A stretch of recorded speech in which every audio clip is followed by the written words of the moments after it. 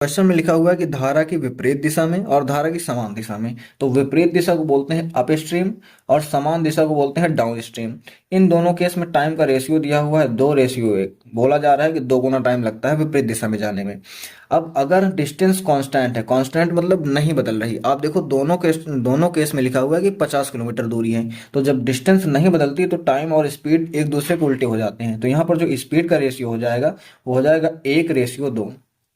लेकिन ये स्पीड क्या है कि अप स्ट्रीम में, मतलब धारा की विपरीत दिशा में जाने में नाव की चाल और धारा की समान दिशा में जाने में नाव की चाल। अब यहाँ से अगर हम नाव की चाल और धारा की चाल अलग अलग निकालना चाहें तो नाव की चाल निकालने के लिए इन दोनों को जोड़कर आधा करेंगे, 2:1 3/2 हो जाएगा। और अगर हम धारा की चाल निकालना चाहें तो घटाकर आधा करेंगे, 2 में से 1 जाएगा तो 1/2 हो जाएगा। इसका रेशियो लेंगे तो 2 से 2 कैंसिल आ जाएगा। अब देखो यहाँ पर दिया हुआ है कि जो नाव की चाल वो 3 किलोमीटर पर आवर है, हमारे पास भी नाव की चाल 3 किलोमीटर पर आवर है। तो कितना हो जाएगी, धारा की चाल कितनी आ जाएगी, 1 किलोमीटर पर आवर। यही हमारे क्वेश्चन का आंसर हो जाएगा।